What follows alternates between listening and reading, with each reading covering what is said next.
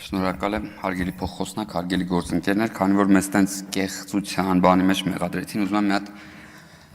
մերօրյա անեկդոտով սկսել, էլի, ելույթս, ուրեմն կոմունիստական կուսակցությունը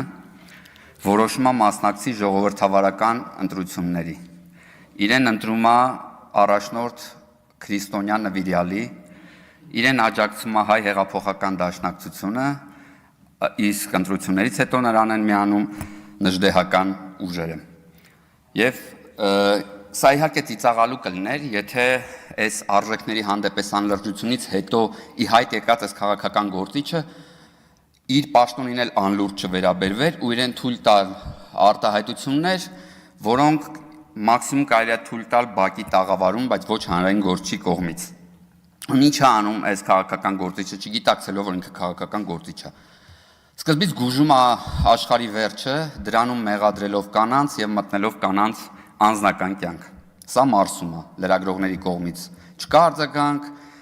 հանրության կողմից չկա արձագանք, չկա մեղադրանք եւ այլն։ Մարսում է դե կանցնի հաջորդին եւ ինչ անում հաջորդին, այս դեպքում արդեն տղամարդ իր եւ այլ ենթադրյալ տղամարդկանց սեռաքաղցության մեջ մեղադրում է կանանց հագնվածքը։ Հերթական լուրջ վիրավորանքը մի ամբողջ հանրության կեսին ու էլի լրագրողների կողմից պատշաճ արձագանք չկա, ընդդիմության կողմից ընդդիմության կանանց կողմից պատշաճ արձագանք չկա։ Դրանից հետո դրա համար շարունակում է այս անգամ թիրախավորել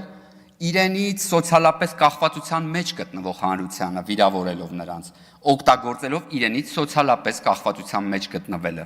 Ինչ անում լրագրողական հանրությունը, ինչ անում մնացյալ հանրությունը, ինչ անում ընդդիմությունը, բացարձակ լռություն։ Դե իհարկե սա իրան թույլ կտար էլ ավելին գնալ ու որոշել, թե օրինակ ինչ խոսույթ պետք է օգտագործի գյումրեցի աղջիկը եւ արգելի սեքսիզմ բառը գյումրեցի աղջկա բերանից։ Իմիջիայլոց ես պատկերացնում եմ ոնց կզարմանա, եթե իմանա, որ դպրոցում սեռական հոլով են անցնում,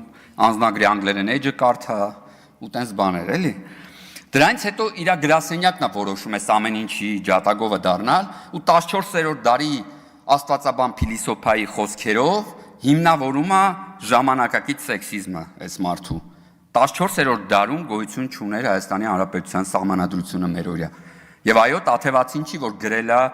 մարդու իրավունքների եվրոպական կոնվենցիան կամ մեր սահմանադրությունը։ Եվ այս ուժերի համար, դրա համար ես ուզում եմ եւս մեկ անգամ փաստել, որ Հայաստանի Հանրապետությունը աշխարհիկ եւ խտրականություն չհանդուրժող բոլոր օրենքի առաջ հավասար պետություն է եւ լրագրողներին կոչ կանեմ, որ այն